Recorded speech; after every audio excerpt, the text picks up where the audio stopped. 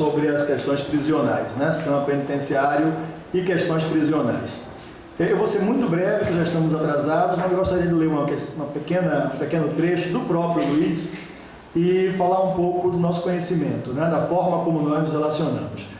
Eu estava lendo o primeiro livro publicado pelo Luiz, que é Memórias do Sobrevivente, que está ali nas mãos do Luiz, inclusive, um livro da Companhia das Letras.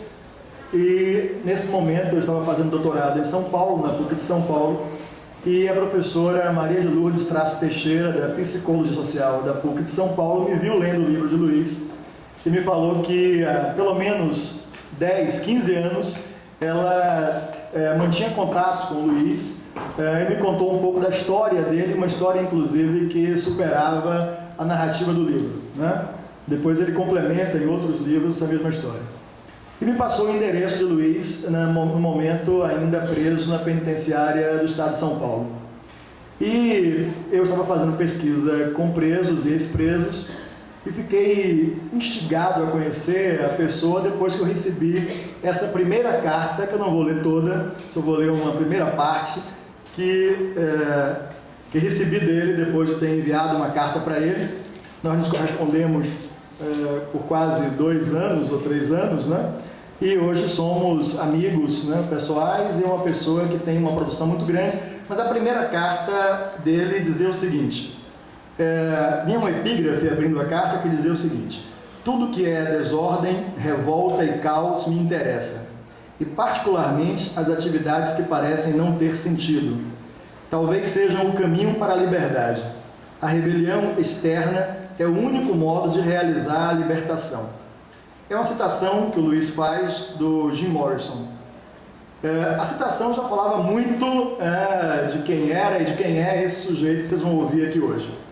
E ele continuava dizendo o seguinte: sou pessoa que acredita em algumas coisas e, embora seja relativista por definição filosófica, cada dia se confirma.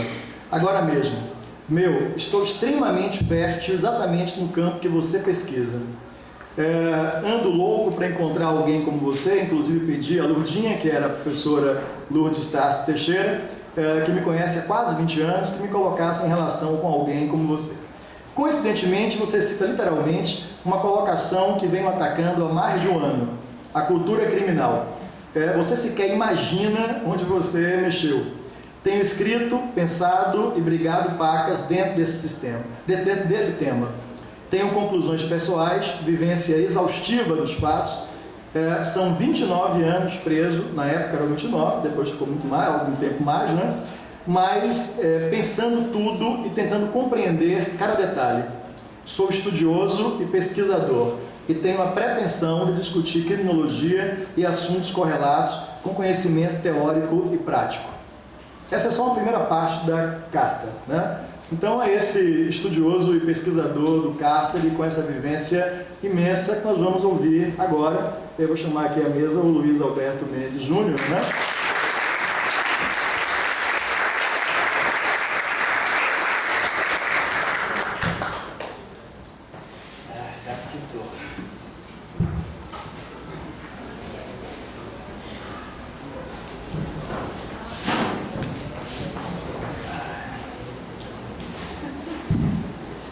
Eu não estou nem acostumado a falar com o microfone, eu falo mais assim, de viva voz, vai ficar melhor, mas vamos nessa.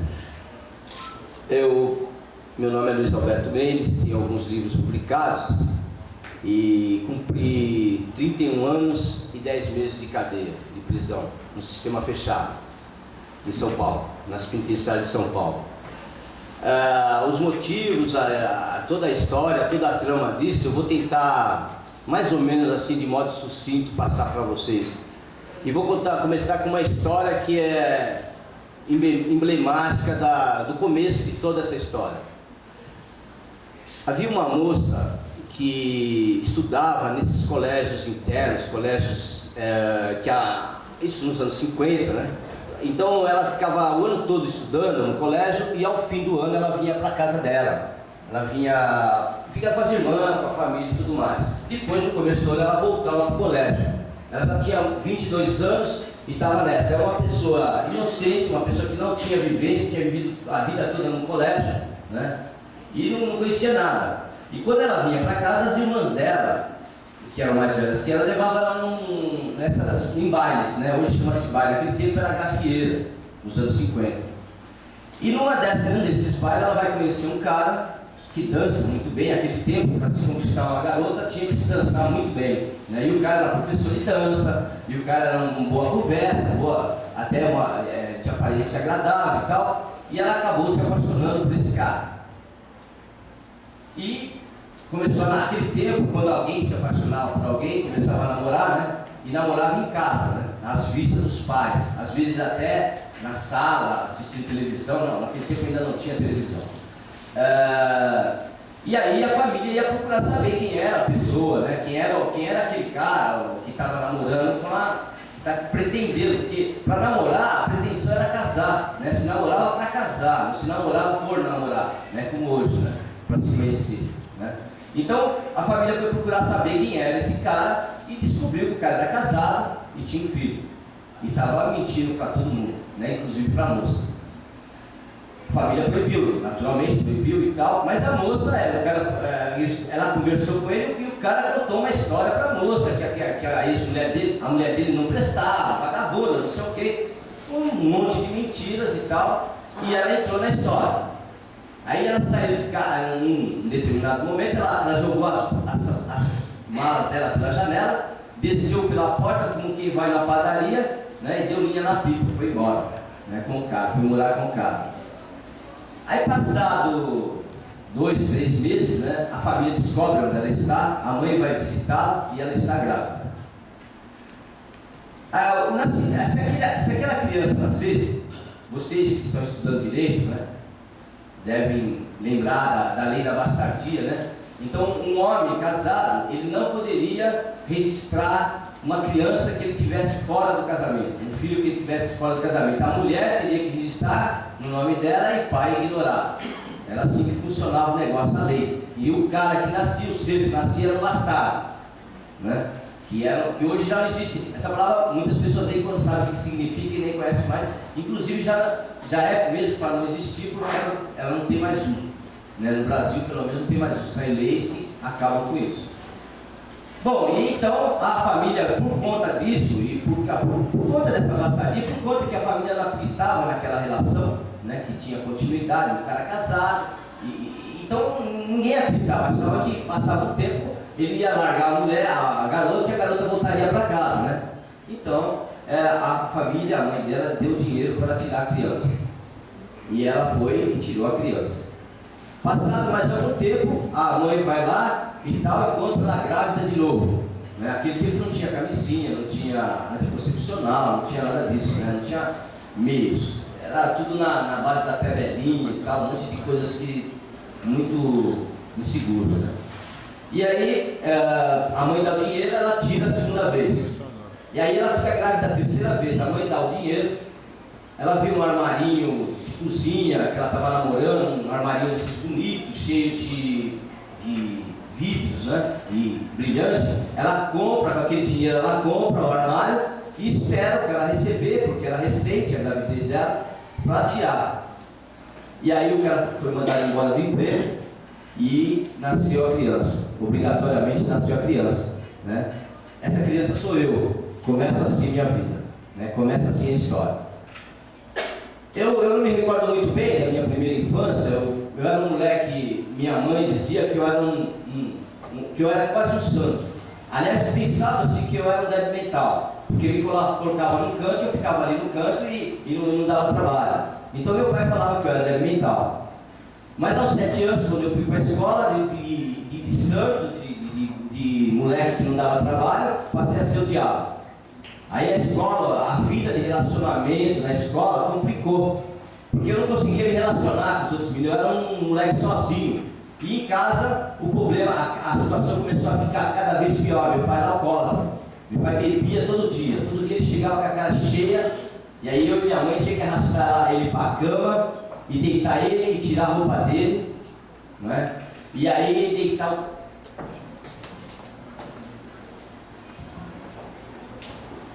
Sim. Tá. Pra mim ficar à vontade, eu vou ficar à vontade. Então, e aí, então, o meu pai começou a... Ele já bebia, minha mãe dizia que ele bebia. A história dele, segundo ele conta, aí que é o seguinte, ele começou a trabalhar, o pai dele morreu muito cedo, e ele começou a trabalhar em padaria aos 9 anos de idade. E o frio em São Paulo era um frio muito grande nessa época, e então os padeiros bebiam na madrugada para poder trabalhar, e davam para ele. Ele era menino e ele viciou, e acostumou com esse negócio de beber, até que ficou viciado. E quando eu conheci meu pai, quando eu era menino, meu pai já era um alcoólatra, e um alcoólatra agressivo, né? Ele chegava em casa procurando eu para me bater, procurando um motivo para me bater. Eu me escondia na casinha do cachorro e até ele desmaiar. Quando ele desmaiava, daí eu e minha mãe tirava ele, punha na cama e tal, e aí continuava a nossa vida. Mas era todo dia isso. E ele enfiava a madeira, ele batia mesmo. E ele batia a tal ponto que eu passava 2, 3 dias sem poder ir na escola, porque eu ficava todo marcado e não podia aparecer, não deixava eu aparecer na escola, por causa das marcas, né? A professora ia querer questionar, né? E assim foi até meus 11 anos de idade. Com 11 anos de idade, eu também dei linha na pipa, fui embora. Fugi de casa com 11 anos. A primeira vez que eu fugi de casa foi com 11 anos de idade. Eu era um menino bem pequeno, né? Até hoje sou pequeno, e eu era bem pequeno e não sabia nada da vida, né? Eu não tinha onde comer, eu não tinha onde dormir, não tinha nada. Mas eu fugi de casa, eu não aguentava mais minha casa. E as luzes da cidade, à noite, me atraíam profundamente. Aquela coisa, eu via os meninos andando na rua à vontade, eu achava que eles eram livres, né? Meu pai me prendia, meu pai não deixava eu sair de casa de jeito nenhum. E eu queria ser livre também. E juntou uma coisa com a outra, eu fui embora. Um dia eu fui embora e fui para a cidade. E fui pedir, para mim comer, eu pedia comida no restaurante.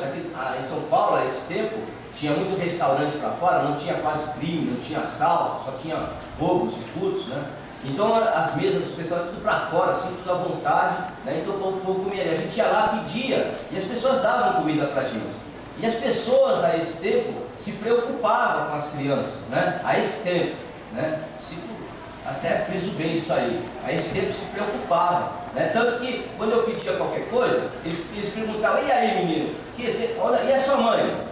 Cadê onde é que você mora? O que você está fazendo essa hora na rua? Né? E telefonava para a polícia me pegar, porque eles acreditavam que o governo, né, as instituições do governo, me levariam para casa, tomaria conta de mim, e que era um absurdo um menino daquele dele com 11 anos estar andando na rua pedindo comida, sem ter onde dormir, sem nada. Né?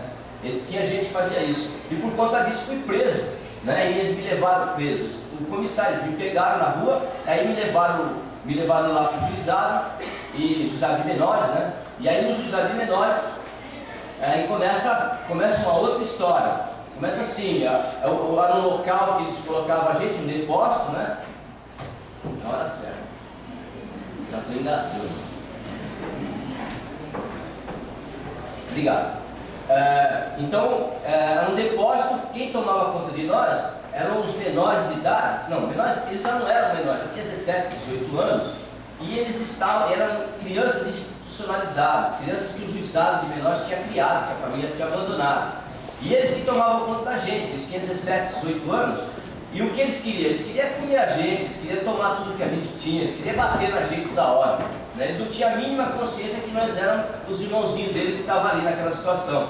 Né? E os funcionários, por trás disso, batiam neles e nós também. Né? E aí comecei a pular o muro. Primeira vez, tinha um muro alto, né? Então tinha que subir um garoto nas costas do outro, o outro e tal, o terceiro alcançava e dava a mão para o segundo, os dois conseguiu. De baixo, lamentável, esse ia segurar o foguete, né? E aí eu, bobão aqui, na primeira vez, os caras puseram embaixo falando que eu ia também, eu fiquei lá, quando eles foram embora, aí sobrou para mim um monte de cacetada. Apanhei feito louco, né? Tanto dos menores como dos funcionários e tal. Na outra vez que fizeram esse caminho, eu já era o segundo e tal, né? Nas outras também o terceiro e tal, já fiquei espertão rapidinho, né? E comecei a fugir com os moleques da cidade, já os moleques que já eram ladrãozinhos, moleques que já vivia por si mesmo e tal. E comecei a aprender com eles, como fazia, como é que estourava uma vidraça, como é que roubava uma carteira, como é que estourava o papavete de um carro, né? Naquele tempo tinha papaveta nos carros, né? E toda assim, a infraestrutura de vivência na cidade, né? Eu já não pedia mais, agora eu já roubava, e já tinha meu dinheiro, né? Às vezes tinha, às vezes não tinha, né? Às vezes passava fome, às vezes tinha, né? E às vezes quando tinha tanto que acabava distribuindo para os outros, né? A gente entrava na casa dos outros, a gente fazia, as pessoas naquele tempo, as pessoas confiavam muito, não tinha tanto roubo, né? Então as pessoas iam, por exemplo, para a feira e deixavam a casa aberta, né? Que foi até a esquina. A gente entrava dentro da casa e não era nem para roubar e nem para ganhar muita coisa, a gente não estava muito atrás de dinheiro, nós éramos vândalos, havia uma coisa dentro da gente que já era uma revolta e a gente não sabia, sabe? Então o negócio da gente era rasgar o estofamento, era defecar dentro da geladeira, estourar tudo quanto é aparelho que tivesse na casa e tal, quer dizer, era destruir, né? Alguma coisa em nós levava a gente a destruir. Nós vivemos pela cidade, eu vivi. Lembro que dos 11 anos até os 16 anos mais ou menos, eu vivi correndo. Eu corria da polícia, corria dos comissários de menor, corria das pessoas que eu roubava, corria dos grandão, corria dos moleques maiores que roubavam comigo, que queria me bater, queria me comer, né? Então eu vivi minha vida correndo. Quando assisti o filme, aquele filme Forrest Gump, eu me identifiquei profundamente, o cara correndo, eu me identifiquei porque eu via correndo, aquela corrida o tempo todo e tal, até os 16 anos, né? E preso várias vezes. A primeira vez que eu fui torturado, fui de pau de arara, eu tinha 14 anos de idade, né? Os caras me penduraram no pau de arara com 14. E aí pra frente, toda vez que eles pegavam, eles penduravam e torturavam, porque eles não queriam bem os nossos roubos. Eles queriam que a gente falava para quem a gente vendeu o que a gente roubou, porque eles iam lá explorar e encharcar os caras. Era assim que eles funcionavam com a gente. Porque não adiantava, a gente era menor, eles punham nós lá, a gente fugia no dia seguinte. E estava lá de novo, dando trabalho. Então eles achavam que o negócio era arrumar dinheiro com nós. E aí assim que funcionava, apanhava por causa disso. E aí com 16 anos eu já me envolvi em coisas mais sérias, roubos mais sérios.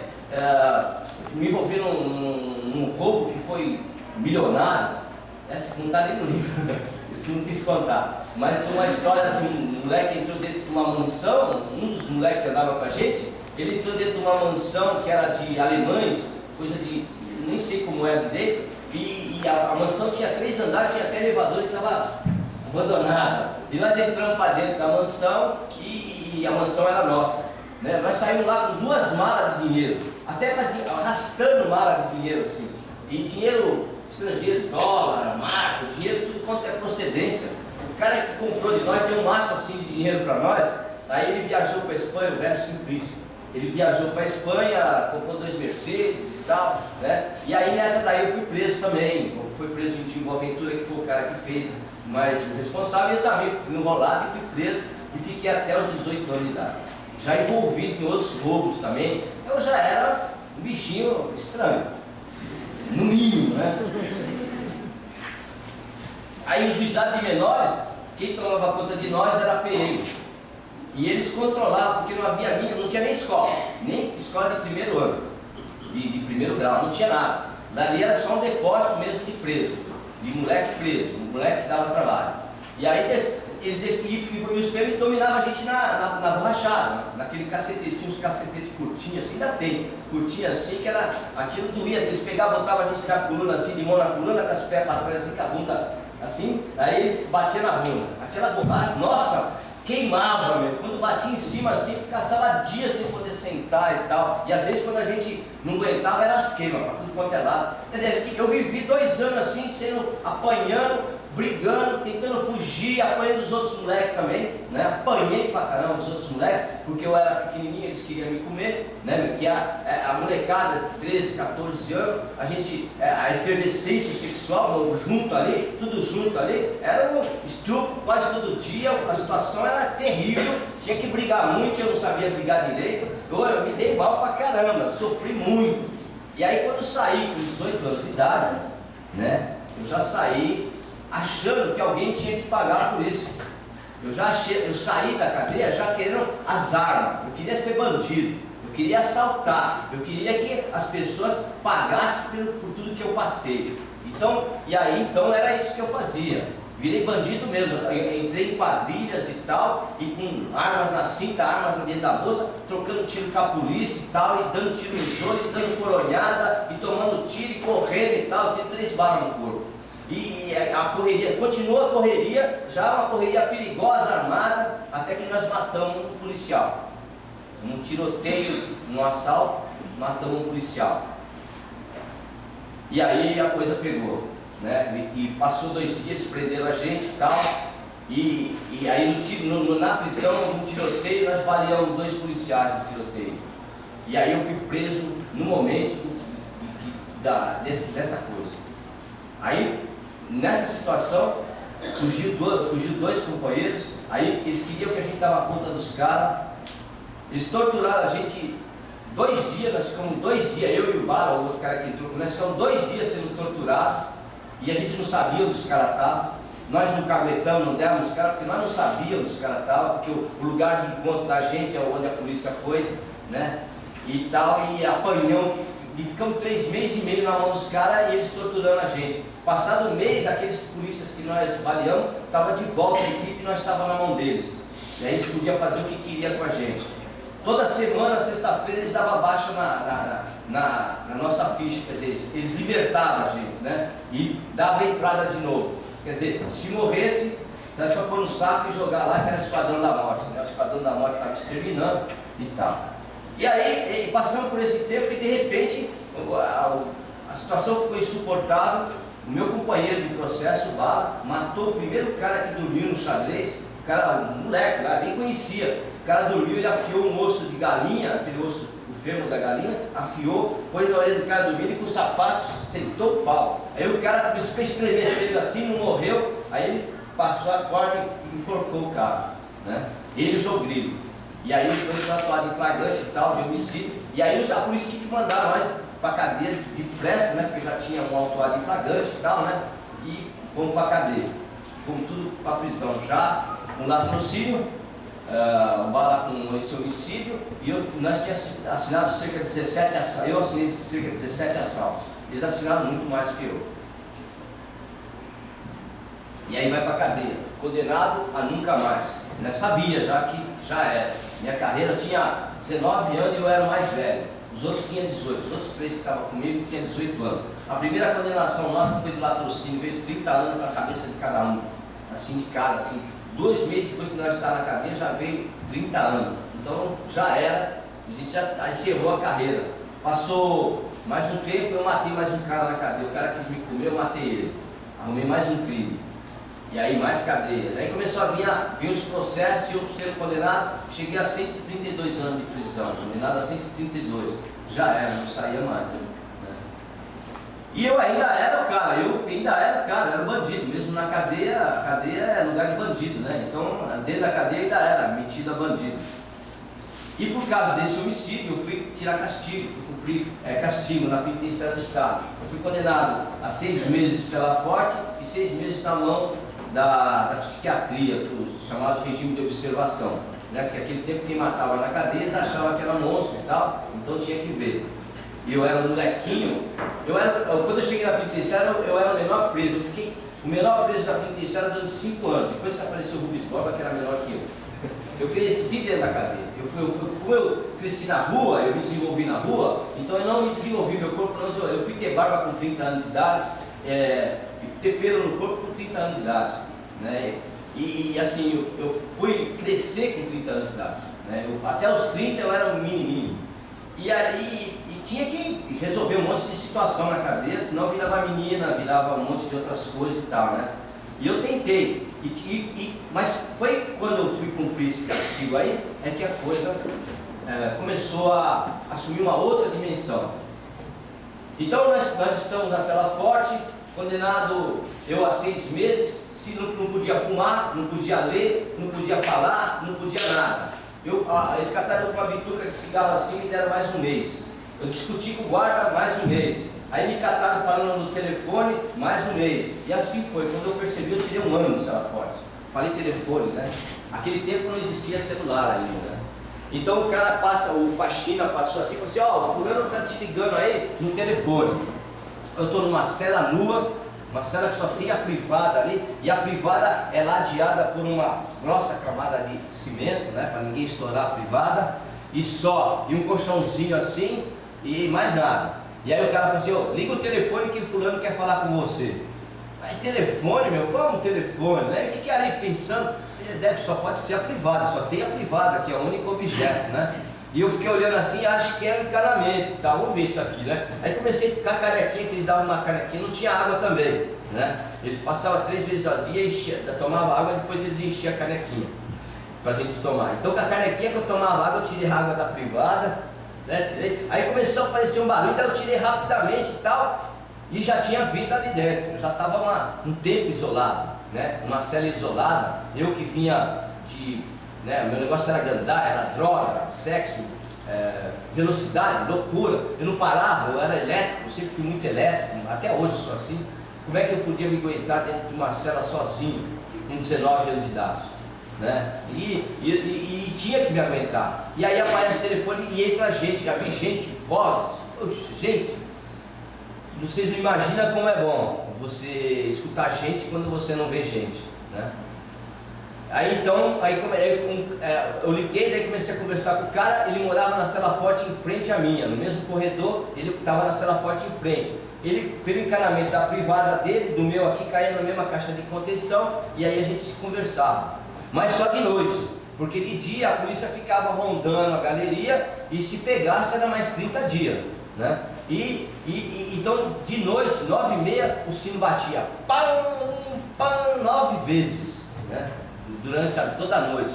Aí era o silêncio, né? Apagava a luz, todas as luzes da cadeia, só ficava a luz da galeria, e aí parava tudo, né? Não podia mais, silêncio, falar muito alto, não podia ligar a rádio alto nem nada. E aí então nós tirava a água lá e ficava conversando, porque o guarda estava lá para cima, né? E tal, daí acendia a luz, 2 horas da manhã acendia a luz de novo, contagem, né? Não, meia-noite acendia, meia-noite, 2 horas e 4 horas da manhã, contagem. Aí o guarda passava olhando a gente, né? A gente estava lá, né? Deitado lá, fingindo que estava dormindo. Ele passou, fechou a luz e a gente ia lá conversar. E foi assim. Esse cara, ele já estava cumprindo mais de 5 anos e era um poeta, era um cara que já tinha uma tendência às letras. Ele gostava muito de escrever, fazia poesia e tal, e lia muito, né? Eu nunca tinha lido um livro na minha vida, eu nunca achei nem que um livro fosse interessante. E esse cara começou a me falar de livro, um papo muito chato para mim, né? Preferia outras conversas, né? Mas aí não tinha mais com quem conversar, era ele mesmo e só ele, aquele papo era o único possível. E aí comecei a trocar ideia com esse cara, e esse cara começou, o primeiro livro que ele me contou a história foi Os Miseráveis, do Victor Hugo, né? Uma história, um livrão grossão assim, né? E ele foi me contando a história, e aos poucos e tal, e foi incrementando a história de uma tal maneira que depois fui ler o livro ficou a desejar, né? Na narrativa do cara, né? Naquele momento foi uma glória escutar aquilo e tal, né? E ele contou vários livros, várias histórias, e eu comecei a dar atenção. Era interessante a história do cara, era legal pra caramba. Sei lá, os livros têm essas histórias, né? E eu perguntava, claro que tem, meu, você precisa ler e tal. Daí quando eu saí do castigo, ele já tinha saído. Aí no dia seguinte eu recebi 2 pilhas de livro desse tamanho assim, que ele tinha me mandado. Ele foi morar no outro pavilhão, mas mandou 2 pilhas assim. Nessa pilha de livro estavam os livros dele, estavam os cadernos de poesia dele para mim ver e tal, né?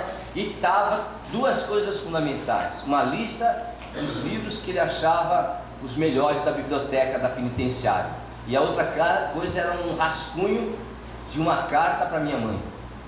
Vê só que situação que eu estava. Eu não conseguia escrever uma carta, eu não conseguia me expressar, né? Eu precisava que uma pessoa escrevesse para mim, né? Porque eu fazia 2 anos que eu não tinha contato com a minha mãe, e eu só tinha minha mãe, eu sou filho único, e meu pai não conta, porque o alcoólatra até bebeu até morrer, né? Deu trabalho até morrer, morreu louco de tanto beber. E só tinha eu e ela, e nós dois éramos muito próximos, e fazia 2 anos que eu não tinha contato com a minha mãe. E aí eu passei a limpo aquela carta com a minha letra, que minha mãe conhecia a minha letra. Aí passei a limpo, aí minha mãe respondeu, daí eu dava a resposta pro cara, o cara fazia o rascunho e eu passava a limpo. E foi assim, eu fui. Mas a história que o cara contava para minha mãe, as respostas dele, ele era poeta, ele poetizava, coisa linda. Não era isso que a minha mãe queria dizer. E a minha mãe já estava começando a desconfiar da situação, né? E aí eu comecei a modificar, porque ela começou a fazer umas perguntas e eu tinha que responder as perguntas, né, no meio da carta. Ela desconfiou e fez pergunta para mim ver se era eu mesmo, né? E aí eu comecei a responder e tal, e aos poucos eu fui modificando aquele rascunho e tal, e quando chegou numas 20 cartas, quase um ano de rascunho, eu já dispensei o amigo e comecei a escrever sozinho, né? Comecei com a minha mãe. Depois da minha mãe eu conheci um povo, num grupo chamado Centro dos Missivistas Amigos do Rio de Janeiro, e esse povo, eles tinham uma organização que se preocupava em se corresponder com pessoas hospitalizadas, em sanatório e presas, né? E eu entrei